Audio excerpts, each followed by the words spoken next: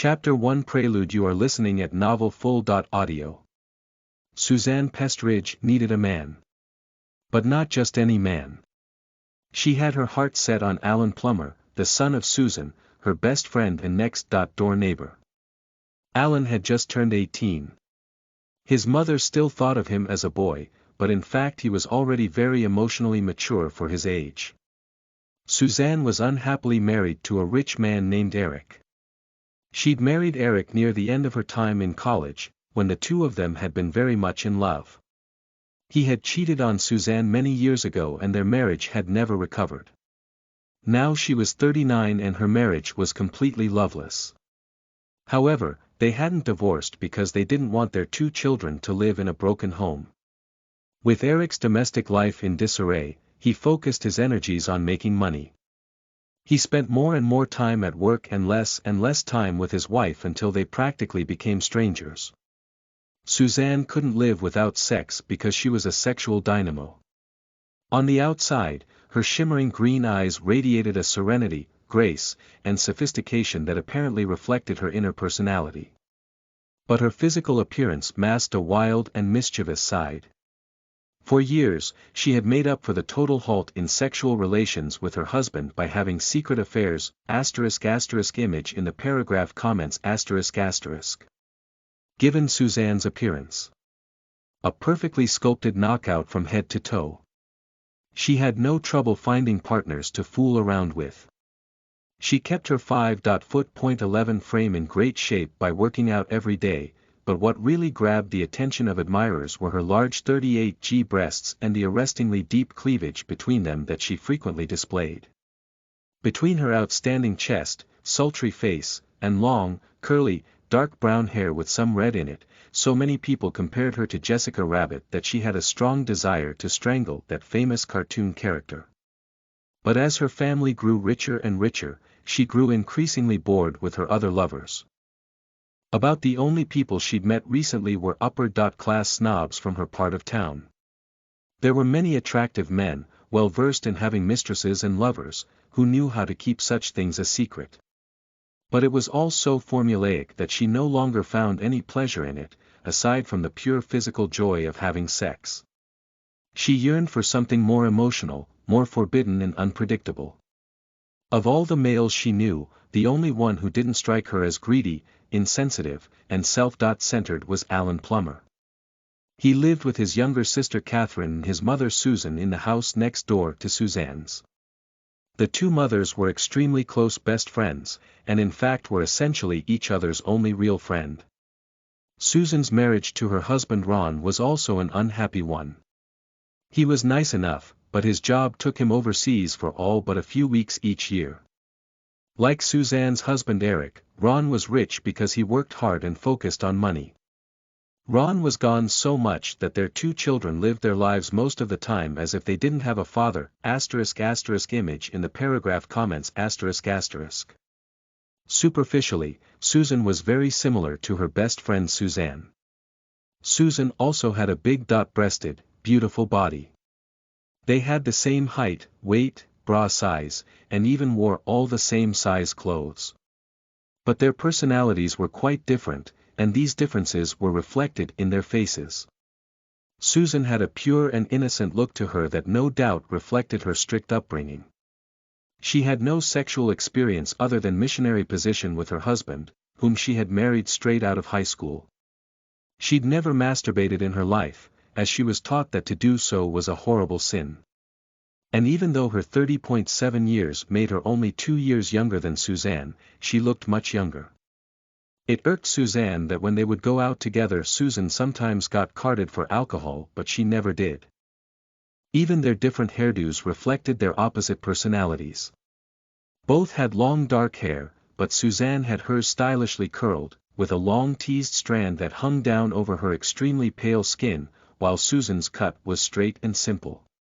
While Suzanne's hair flowed freely in every direction, Susan kept hers restrained with hair bands. In fact, Susan did almost everything she could to hide her tremendous beauty. She hid her dark brown eyes behind a pair of bookish glasses instead of wearing contacts, and wore conservative clothing that she hoped would hide her hourglass figure. It was unusual for her to even be seen in short-sleeve shirts, despite the year-round heat where they lived in Southern California. Suzanne was flattered when men openly admired her, whereas it offended Susan's sense of morality and proper behavior. Susan was very proud of her children and raised them well despite the lack of a father's presence. Alan in particular was an outstanding young man in every way. He was only a senior in high school, yet he already seemed to carry himself with the maturity of someone 10 years older. He was extremely intelligent, caring, and friendly, although he was seen as a bit of a nerd as far as friends and hobbies were concerned. He was the kind of person who would gladly help an old lady cross the street, because that was the way he had been raised. He had only one major flaw: a lack of energy.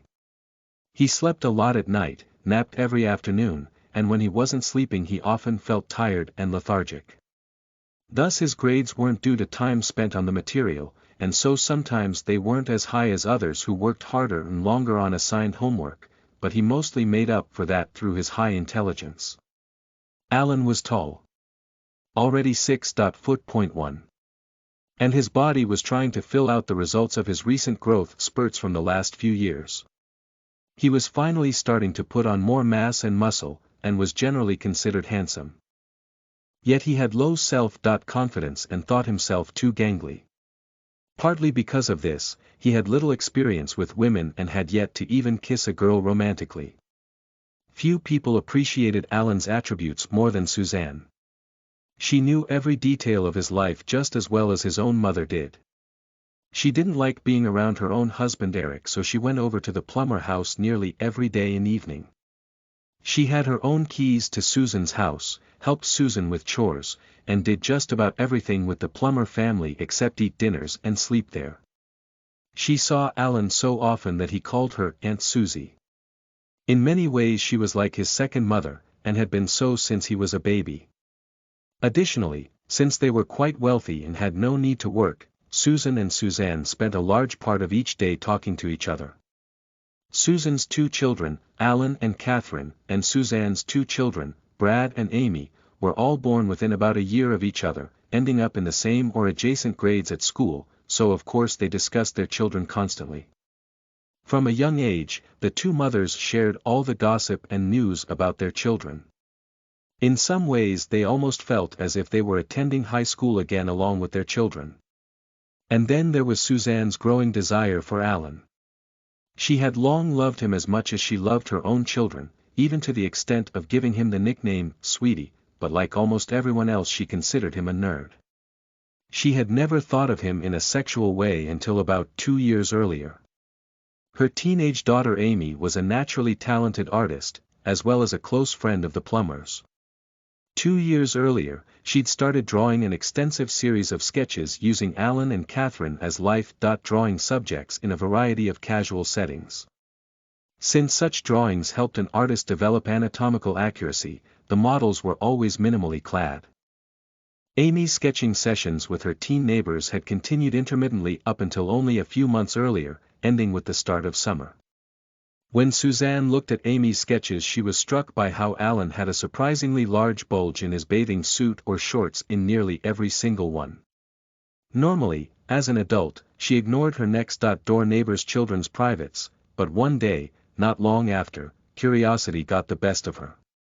So while she was sitting by the Plummer's backyard pool, she checked out Alan's erection inside his bathing suit. His stiff hard-on wasn't particularly big, not quite as large as it seemed to be in her daughter's drawings, but nonetheless Suzanne started thinking of Alan as a sexual being. After that, she began checking him out more often. She saw that he was filling out and turning into quite a man, even something of a hunk. Amy's more recent drawings of him made that particularly clear, especially the ones where he had posed in a Speedo. Suzanne had been waiting patiently until he turned 18 before beginning to seduce him. She'd given a lot of thought about what she might do once it was time to start her seduction. Although she could see Alan all the time, there wasn't much opportunity for her to be alone with him. Because Suzanne and Susan were so close, they shared almost everything. She knew it would be next to impossible for her to keep an affair with her Sweetie secret for long, but if it became exposed, she risked losing her deep friendship with Susan. However, Suzanne was a very clever woman. Her years of extramarital affairs had taught her many practical lessons in duplicity, and she'd always had a penchant for cooking up schemes and intrigues. The target of her next affair was a doctor named Wilt Fredrickson. The fact that her target was a physician opened up possibilities in her scheming head. Furthermore, she understood the personalities of men very well, and she had Dr. Fredrickson pegged. He was a nice, moral man, but when it came to sex he clearly fell into the category of thinking with the wrong head. After just a few not very necessary medical appointments, Suzanne decided he was just the person she needed for her latest scheme. Suzanne could tell that he was cheating recklessly on his wife. It was also clear to Suzanne's experienced eye that he was regularly sleeping with his pretty nurse. Furthermore, she probed for gossip about him and discovered he'd had countless affairs.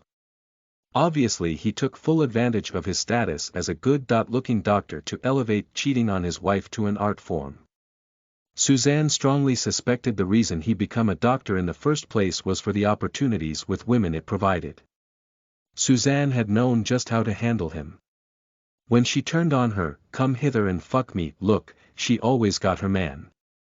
She'd only met him a few times, all in the past month, but he was already completely wrapped around her finger.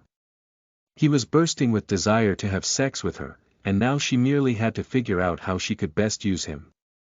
She thought to herself, Susan and I talk about Alan's constant tiredness, so I should be able to convince her to take him to a doctor for a check-up.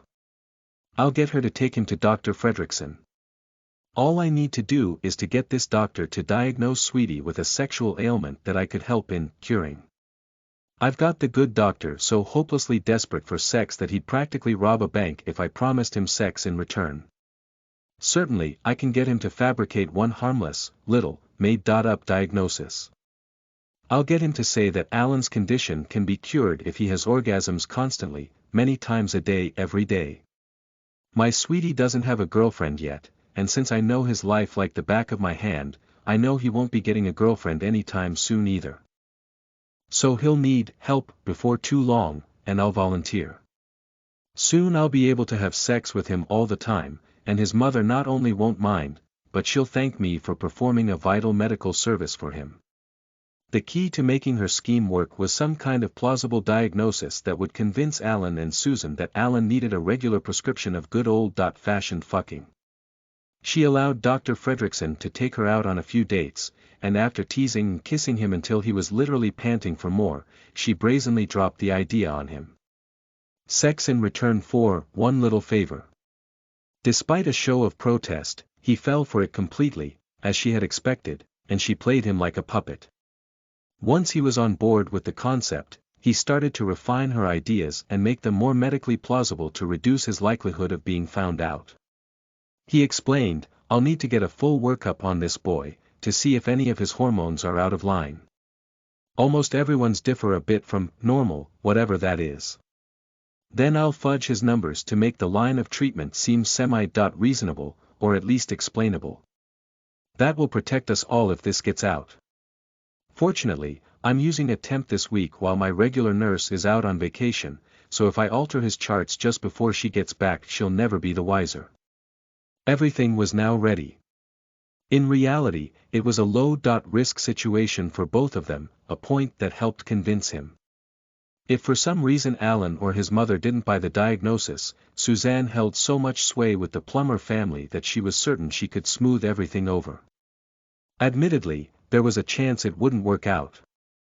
However, she figured Alan would be so tempted by the sexual possibilities that he wouldn't question things too much, and she was certain that she could talk Susan into believing just about anything. But even if this scheme didn't succeed, she knew that she would continue trying until she found one which did. She'd always nailed her target, and she was confident that she would this time too. However, making Alan her lover was not her only goal. In her dreams and fantasies, she turned the entire Plummer household, with the definite exception of Ron, into her lovers. She had frequent, recurring dreams about this. They always seemed to end with her in the center of a pile of naked bodies, with Alan, Susan, and Catherine pleasuring each other as well as her. She realized that it would take a lot of changes for that to happen, especially given Susan's prudish ways. Chapter 2 6 times a day. You are listening at NovelFull.audio. Susan escorted her son Alan into Dr. Fredrickson's office.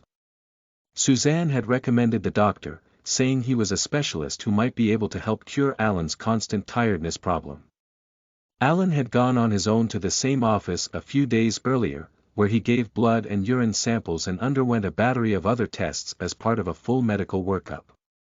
During that first visit, Dr. Fredrickson had talked to Alan about hormones in general and thyroid levels in particular. He'd said that a hormonal imbalance was often the cause of tiredness, but that such imbalances could now be detected and corrected with the right medication or treatment. He was optimistic that he could help restore Alan's energy level. The test results were in. Now the doctor wanted to discuss them and the needed course of treatment with Alan and his mother. Dr. Fredrickson's nurse, Akami Fubuki, escorted them to an examination room and told them that the doctor would join them shortly. Image in the paragraph comments ***. Alan thought Akami was quite a beauty. He guessed correctly that she was half Japanese and half Caucasian because she had physical aspects of both races. Her facial features complemented her intelligence and intensity. Alan estimated that the raven-haired beauty was in her early 30s. In fact, the lab coat she wore made her look more like a doctor than a nurse, even more so than the baby-faced Dr. Fredrickson. To keep his mind off the medical appointment, Alan's eyes followed Akami's breasts around the room as she prepared things for the doctor, even though he couldn't see much of them through her lab coat. He thought, her breasts aren't enormous like Mom's or Aunt Susie's, but they're generous for a Japanese woman. His furtive gazing was interrupted by the entrance of Dr. Fredrickson. Thank you, nurse. That will be all, the doctor said brusquely as he swept into the room. The nurse got up and left. The doctor gave his diagnosis to Alan while Susan listened. I have mostly good news, but also some potentially bad news. You do in fact have very irregular hormone levels. As we can see here. He displayed some charts of test results. Most of your hormone levels are normal, but some are extremely low. Look at these results here. He pointed to two graphs in particular. Although the nurse, Akami, didn't know it, the doctor had come into the office the night before and altered Alan's test results on the computer before printing out the charts. The doctor went on to give a complicated explanation about Alan's hormone problem. In short, he pointed to the charts and other data that suggested Alan's thyroid levels and testosterone were both much too low. That was undoubtedly the cause of his frequent tiredness and lack of energy. Alan and Susan were both glad to be told that there was some physical cause for his condition. Susan asked, "Can he be treated, doctor? Is there something he can take or do to cure this?" The doctor reassured her that the condition was treatable. He began asking Alan a series of questions, which Alan had no problem answering until the doctor asked, "What about your sexual activity? Do you mind if I ask how frequently you engage in sexual intercourse?" Alan's face turned red in embarrassment. He had been raised in a very conservative family where the subject of sex never came up. Since his father was almost always absent overseas, they'd never had a frank discussion about the birds and the bees. He knew surprisingly little about sex for someone his age because his mother's attitudes on the subject had rubbed off on him. For instance, she hadn't allowed him to attend even the limited sex ed classes that were offered in conservative Orange County. What little he did know he'd garnered from surreptitiously reading porn stories on the internet. Susan had had a filter program installed on his computer, but it was only partially effective. His mother Susan was so proper and moralistic that he couldn't imagine talking about this kind of thing in her presence, but now she was sitting right next to him and he had no choice. He was dying of shame.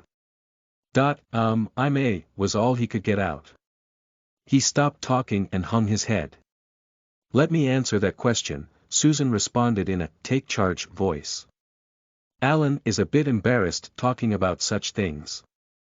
Alan looked up towards her appreciatively. He's never had sexual intercourse, and in fact he's never really had a girlfriend. He's only 18.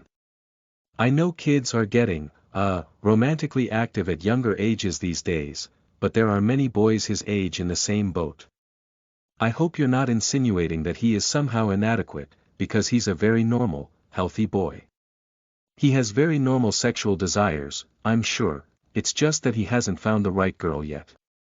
I'm glad to hear that, replied the doctor, because this is very relevant to his condition. Please don't be offended, but we need to be frank and honest here. Can either of you tell me how frequently he masturbates? Now it was Susan's turn to start blushing, as she found even the mention of masturbation far beyond the pale. She in fact had no mental conception of her child masturbating at all, so she had to ask, Alan, can you please answer that question for the doctor? If you masturbate, just nod your head.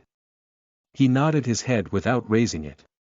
She had very traditional Christian beliefs, and she had been taught that the Old Testament explicitly prohibited masturbation, classifying it as a serious sin, so she was greatly disturbed to learn that he was masturbating. But she resolved to talk to him about it later, when the doctor wasn't around. She said encouragingly, if you do it more than once a week, on average, nod your head again. Okay, Tiger. Tiger was Susan's pet name for him, dating back to when he was a little boy and had a favorite pair of tiger-themed pajamas. He nodded his head again. Twice. More shy nodding. 3 times. Another nod. More than once a day. He nodded again. She thought, oh dear. Tiger sins on a daily basis. But she hid her worries and asked, twice a day. His mother was starting to grow incredulous. She had never imagined that he masturbated at all. In fact he did it twice or more a day almost every day, but detecting his mother's tone, he shook his head no in response to that. He didn't want her to think he was weird. So, doctor, Susan concluded, I think we can safely say between 1 and 2 times a day. Thank you, Mrs. Plummer, the doctor responded. That's actually about average for someone his age. 18 years old is the sexual peak for males, whereas it's about 30.6 or so for females. You'd be shocked how many times a day some boys masturbate. Despite what many people think, virtually all boys his age masturbate frequently. His level of activity shows he has a healthy sex drive, which is good news, all things considered. He added, because of that, let me change the discussion to talk about his condition. I believe Alan is showing signs of hypothyroidism. His lack of energy, low heart rate, low blood pressure, low T3 count, and in particular his very low T4 count are all. Seeing the blank looks on their faces he stopped.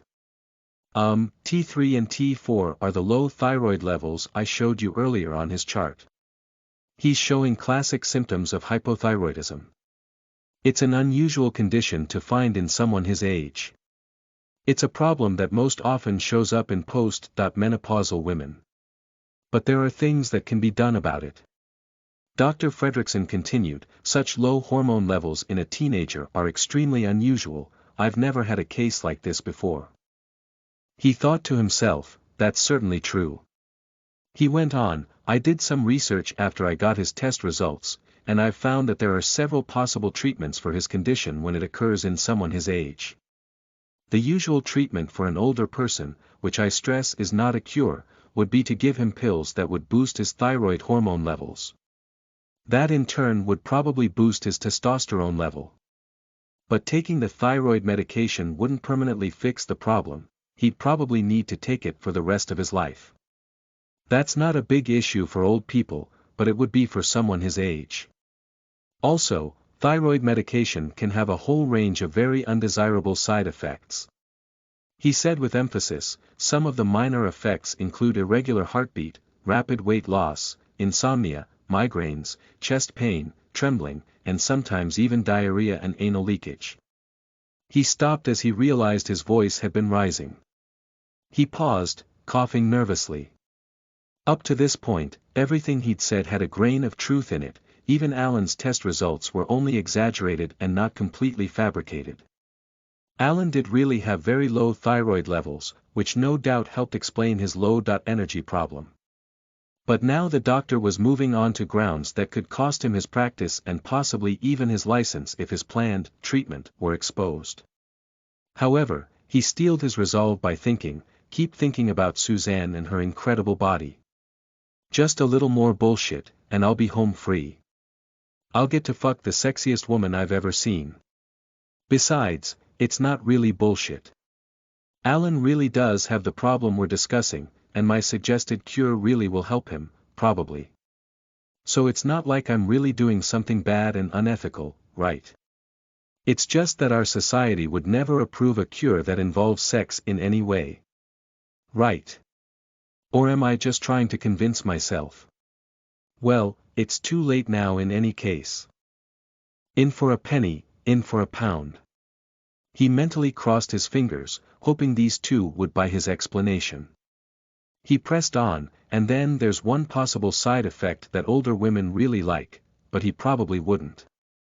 The medication can cause his body to produce high levels of estrogen, triggering significant breast growth. Older women like that because it plumps up breasts that have deflated with age. But for a young man it could be a real problem, he might even have to start wearing a bra. Dr. Fredrickson thought the breast growth claim was the first thing he'd said so far that was a complete lie. But he figured that the possibility would so horrify Susan and Alan that they would both willingly acquiesce to Suzanne's plan. He let that awful outcome hang in the air before continuing. But there is another possible solution I found during my research, which would cause his body to naturally produce more of these hormones. That way he wouldn't need to be on prescription medication for the rest of his life. If Alan can ramp up his sexual activity, it will raise his heart rate and blood pressure and cause his body to begin producing more of those hormones. It works in the same way that repeated stimulation of a woman's nipples eventually causes her to lactate, even if she doesn't have a baby at the time. The human body tries to adjust in response to new demands, it's a very dependable reaction. The doctor checked the chart, as if confirming his diagnosis. For Alan, I would recommend that he stimulate his penis to ejaculate an average of 6 times a day. More, if he can. But 6 is already a great amount, because one missed day would mean 12 the next day to make up for it, if you can imagine that. He paused to see how that would go over. Personally, he felt that 6 times a day was way too much, he'd wanted to prescribe just a recommended range. However, Suzanne had insisted he used that specific number. He was somewhat surprised to see that neither mother nor son showed any special reaction. He continued, prolonged stimulation followed by orgasm will cause his body to begin producing more sexual hormones within a matter of weeks.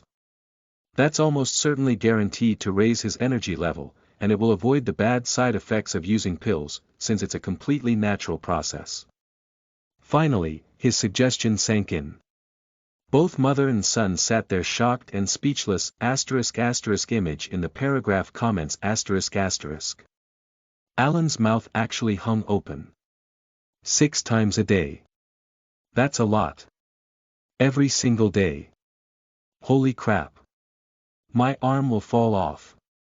The doctor continued, I know that neither of these solutions are ideal. That's why I originally said that I had both good news and bad news. As your doctor, I would recommend the second solution, if Alan can manage it.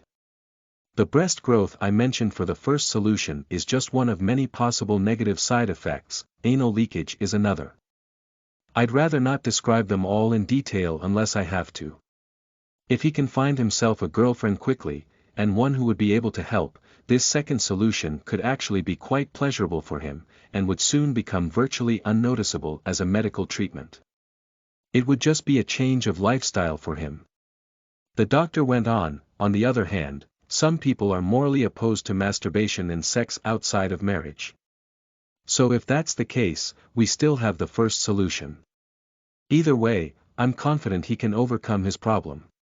But of course the decision is up to you, Alan. And to your parents. Alan and Susan looked at each other. Alan was quiet for a moment, but then blurted out, I want the second solution.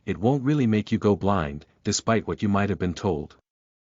Both mother and son smiled nervous smiles on hearing that. Susan could accept that masturbation might be alright medically, if the doctor said so, but she was still concerned about it being a sin. He continued, in fact, recent studies have shown that frequent masturbation will lower the risk of prostate cancer in later life. But given the high level of stimulation Alan will need, if he masturbates himself 6 times a day, every single day, it could lead to problems with his penis. Chafing and abrading the skin, unnatural bends, irregular polyps, and so forth. I highly recommend. First, that he use K.Y jelly or some other form of lubricant every time, and second, that at least half of the stimulation be done by someone else. He continued, in other words, for at least 3 of his 6 times a day, he should get stimulated by a female manually or, even better, orally. That would be ideal. The mouth creates the proper level of friction and lubrication without so much rough abuse of the skin. Of course, sexual intercourse is also ideal and has no ill effects on the penis, no matter how frequently it's practiced. After all, that's what a penis is made for, and vaginas naturally self-lubricate. Oh my God, responded Susan, that's horrible. Her shock was a combination of the talk of penis damage, Alan's lack of a girlfriend to assist, and just the idea of masturbation generally. The other things that the doctor had just mentioned had yet to sink in. One part of her realized that the stories of masturbation causing blindness were probably myths, but she had still internalized the idea that masturbation was wrong, somehow dangerous, and definitely sinful. This talk of dangerous polyps only gave medical backing to her fears. She was also well aware that her son didn't have a girlfriend and was unlikely to get one soon. "What'll we do?" she said imploringly. "I don't think Alan is anywhere near finding a girl who can help him out like that." "I'm sure you can come up with some kind of solution," said the doctor confidently. He thought of Suzanne. After all, she'd explained to him that this was the purpose for the whole story. His lies were meant to give a thin veneer of respectability that would allow her to seduce her friend's son in the guise of giving him medically needed relief. She knew Susan couldn't object to that. So he suggested, see if there's anyone you know willing to help. Perhaps hire someone, if all else fails. Or if you can't find any solution, you can always give up and have him take the pills instead. He went on, but, and I can't stress this enough, I highly recommend that whatever you do, please be extremely careful about who you tell. I would hesitate even telling other medical professionals. His case is so unusual, it almost sounds like an urban legend. As a professional myself, I know that many people can't resist telling others about extreme cases. If a doctor has a patient with something highly unusual like a 100-pound goiter, and he tells just 1 or 2 people, even in strict confidence, then they feel free to do the same. And so on. That's how it spreads. Sometimes such stories even get in the newspaper. If this were to become well known, I don't need to point out how merciless his classmates would be in taunting him about his treatment. So if you hire a professional, be completely certain that they won't tell another soul. Alan couldn't figure out if all of this was a really great thing or a really awful thing. I have a feeling that masturbating that much, and being forced to do it so much every day, will take all the pleasure out of it and turn it into a chore. Besides, I'm not likely to find any girl to help me out even a little, anytime soon. In fact, the pressure of this medical need is gonna make it that much harder for me to find a girlfriend. How absurd would it be to ask a girl, could you please pleasure me 6 times a day? I need it for my medical treatment. No one would agree to that, or even 3 times a day. That would be completely insane. Susan's worries increased. She thought, no way am I going to trust a stranger with that secret and turn Tiger into a real-life, urban legend, laughingstock. I'm not going to tell a soul. Not anyone. Which means he'll have no choice but to masturbate, and get all those deformities. Oh dear. Suddenly, a new and even more disturbing thought occurred to her, as she recalled his revelation that he masturbated every day. Doctor, how do we know that his, private part isn't already malformed from his, attentions? The straight-laced mother couldn't even get herself to say the words, penis, and, masturbating. We don't, replied the doctor, more thinking aloud than anything else. What does that mean, to keep this charade believable? He thought to himself. Reluctantly, he told them, I suppose we'll have to examine Alan's penis now, to get a baseline for later comparison. Alan, please change into a hospital gown, if you don't mind. Then get up on this examination table and put your feet in the stirrups. Alan was still dressed in his street clothes, since the original purpose of the appointment was only to discuss his test results. He changed his clothes, then sat on the adjustable examination table and put his feet into the stirrups as if he were going to have a pelvic exam. The doctor put on a pair of gloves and thought more about what he would do next. He figured he had been boxed into examining Alan's penis, but as a straight male who didn't do this kind of thing with his regular ear, nose, and throat, patients, he had no desire to do so. In fact, like many straight men, he was rather homophobic. He tried to think of a way out. Alan sat in the stirrups, beet red with embarrassment, while the doctor fiddled with his gloves. The gown was open in the rear, down Alan's back, and so short in the legs that it left his genitals completely exposed as long as his feet were in the stirrups. Alan's head hung down so he didn't have to make eye contact with anyone. He didn't know which was more embarrassing, being naked in front of his mother or in front of another man. Susan steadfastly averted her gaze. The doctor crouched down in front of Alan's crotch. Then he motioned for Susan to come close by as well. Come over here and sit next to me. You need to see the telltale signs as well. In fact, why don't you pull those 2 chairs over? Susan grabbed 2 chairs and sat in the one further from Alan, leaving the closer one for the doctor to sit in. They both leaned in towards Alan's penis. Susan pretended to be following the doctor's orders, but in fact she had her eyes tightly closed. She just couldn't bear to look at her son's penis, even if it was flaccid. She was fairly sure that doing so would be some kind of sin. Alan's penis was flaccid and shriveled up because he was so embarrassed and humiliated. That disappointed the doctor. Damn it, it'll have to be erect to be examined closely. And it will have to be measured to see if his low hormone levels have stunted its growth. He continued, Alan, we need your penis erect so it can be examined and measured properly. Can you get it erect? Alan was so horrified at that idea that he couldn't even form a response. The doctor turned to Susan and noticed her closed eyes. You don't mind, Mrs. Plummer? Can you do something to help him get erect? With the doctor's eyes on her, she was forced to open her eyes and look at Alan's crotch. Her eyes went wide. The sight of his penis greatly distressed her, even though it was completely flaccid.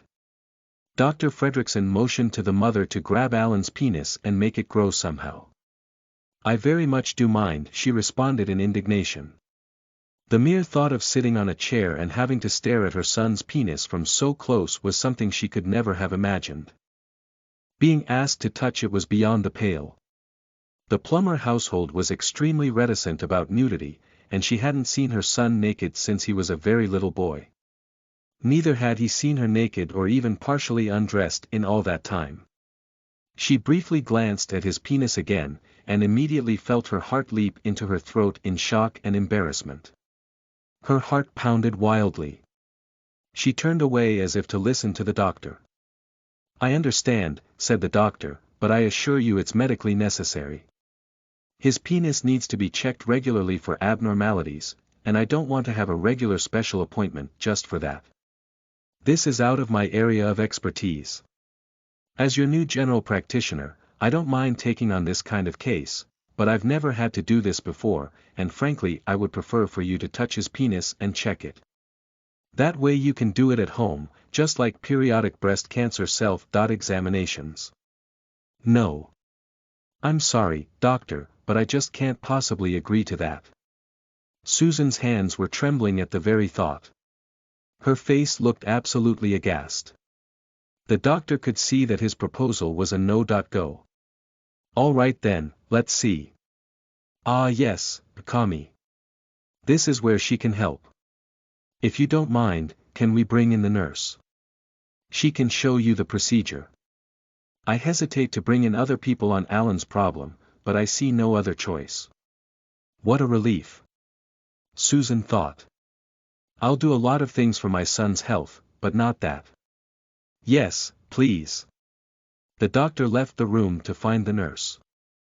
Meanwhile, Susan grabbed Alan's hand and squeezed it in a sign of support. Be strong, Tiger. Don't worry, everything is going to be all right. She stared into his eyes, relieved she didn't have to look at his penis anymore. Alan finally looked up into her eyes and smiled. Her encouragement gave him strength to continue with this humiliation, even though her hand was trembling. And never fear, she continued, I won't let anyone find out about this. It will all work out fine. That led immediately to the unspoken thought, I bet Suzanne could find some kind of solution to this. But do I dare tell her? But Alan only heard what she said, to which he nodded uncertainly. She squeezed his hand again, and stole another glance at his penis. She couldn't help but satisfy her curiosity. Geez. I think it's bigger than his father's. She quickly banished that unmotherly thought from her mind and turned away.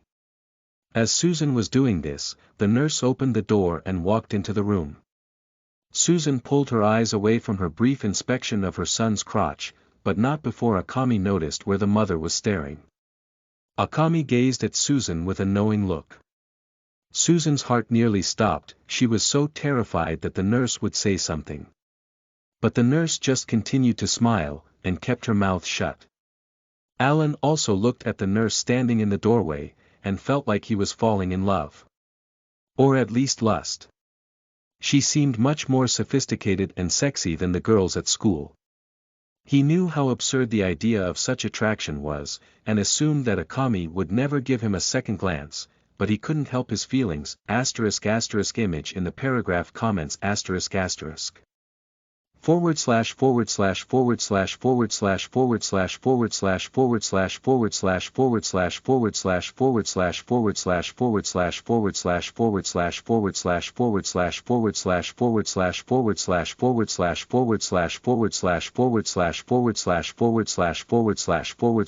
LO Please consider donating, however much you can to support me.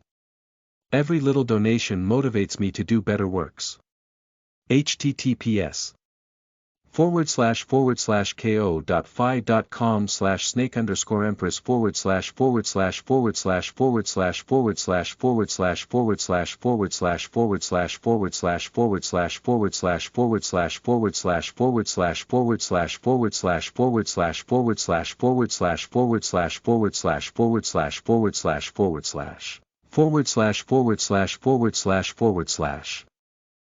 Chapter 4 Examination 2. You are listening at NovelFull.audio.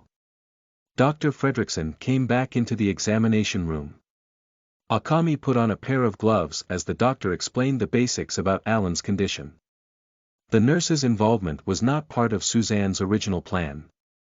Suzanne had required Dr. Fredrickson to swear to complete secrecy, and no doubt she would be upset to find out that he'd already told someone else. The doctor knew that Akami could be trusted not to tell anyone else. He thought, she's kept my affair with her completely secret, for one. But what will she do with the information herself? Surely, as a medical professional, she'll have doubts about the treatment plan. Is she going to give me a hard time about this later? Finally, everything was ready. Alan still sat in the stirrups with his flaccid penis exposed for the three adults to see.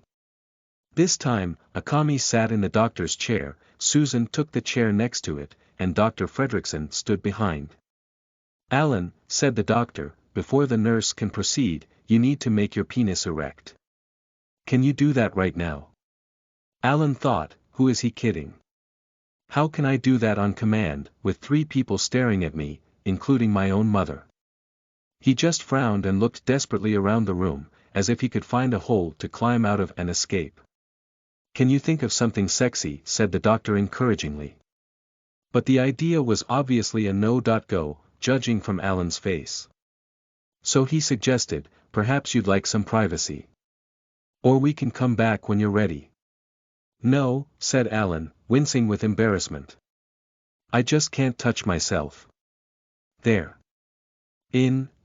Outside my house. I'm too sorry, I just can't. That's okay, the doctor said consolingly. Would you mind if the nurse stimulates you? Alan was too shocked to even respond to that. The nurse herself raised a curious eyebrow. Dr. Fredrickson had told her a little bit about the situation just before she came in, but she didn't fully understand what was going on. The doctor took the ensuing silence for a yes. I'm sorry, Alan and Mrs. Plummer, but I see no other solution. Do you see one, Mrs. Plummer? Susan was too stunned to speak. No. Well then, let's try to hurry this up. Your appointment is already taking much longer than expected. Akami, if you would please. Few normal doctors would ask such a thing of their nurses, but Dr. Fredrickson didn't see the situation like most, especially since he was fucking Akami on a regular basis. He enjoyed having her suck his penis almost more than fucking her because she was exceptionally good at doing that. He knew she certainly wouldn't mind the sex act, and he hoped he dropped enough hints before they came in for her to understand that this was no ordinary situation. Akami did give Dr. Fredrickson a queer look, but she knew she couldn't ask questions in front of the others. Without saying anything to anyone, she simply grabbed Alan's penis and began rubbing it. At first, she started rubbing it gently, at the base. Being a bit clueless about why she was doing this, she decided it would be safest to act like this was just another medical procedure. But Alan's dick initially failed to respond. His mind was too frazzled to fully comprehend what was happening. A minute ago I was just thinking that I was falling in love with Akami, and now she's suddenly holding and rubbing my penis. Unreal. This isn't happening. Akami saw this as more than a bit demeaning, and wanted to get it over with quickly. She realized her emotionless and clinical approach wasn't going to work. So she smiled reassuringly and said to Alan in a very soothing voice, just close your eyes and relax. Imagine sexy things. Imagine me naked, if you think that will help. Would you like me to get naked? I will, if you want me to. Do you want me to take off my shirt and my bra, and expose my breasts to your eyes? Would you like to, **** image in the paragraph comments ****. The doctor interrupted her. Thank you very much, nurse. It looks like you have been successful. Sure enough, Alan's dick had reached its full length in a matter of seconds and was sticking straight out, thanks mostly to Akami's suggestive words. Akami realized that the doctor had purposely cut her off before she got too carried away with her talk. She loved slutty talk during sex, but understood that now wasn't the best time, especially with the obviously prudish Mrs. Plummer sitting next to her. She removed her hands from Alan's erection. From where Susan was sitting, she could just see Alan's hard on jutting forth between his leg and the nurse's forward leaning body. She was beside herself with shock, but also strangely fascinated. It is bigger than my husband's. She realized. My little boy is all grown up. Very good, the doctor said in a passionless voice. Now we should proceed with the abnormality check. Mrs. Plummer, as you can see, Akami will now start at the base. Akami took one hand and placed it at the base of Alan's dick, while her other hand resumed rubbing his boner at the sensitive spot near the tip. The doctor narrated, she will use her thumb to press against every bit of the surface, and check for polyps or anything else, such as an unusual protrusion. Her other hand, I suppose, is making sure that the erection is steadily maintained.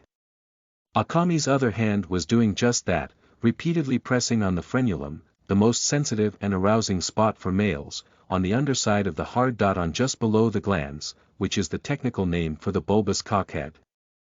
Dr. Fredrickson thought disapprovingly to himself, that isn't really necessary at this point, Akami, but if you ask a horny slut to rub a cock, she's going to do a thorough job of it. Suzanne had asked the doctor to tell Alan and Susan a story about checking for abnormalities, to serve as a foot in the door for her helping with Alan's penis in the future. But neither Suzanne nor the doctor had counted on having a commie actually perform it in front of them. Alan thought, this is insanity. Am I going out of my mind, or is this a dream, or a nightmare, or what? I can't believe my mom is sitting right here. I can't even stand to look at what she's doing. If I come, I'm gonna die of shame. But how can I not come this very second, the way the nurse is fondling me? He struggled with all his might to control himself, but he didn't know how that might be done. The best he could do was keep his eyes closed and try to think unsexy thoughts, but that was nearly impossible because he was simply too aroused. What particularly drove him wild was knowing his mother was watching. Akami proceeded to press her thumb against every part of Alan's erection, as if she were impressing a pattern on the sides of a clay jar. As she moved up towards the tip, she moved her other hand towards the base and began pumping her fist up and down.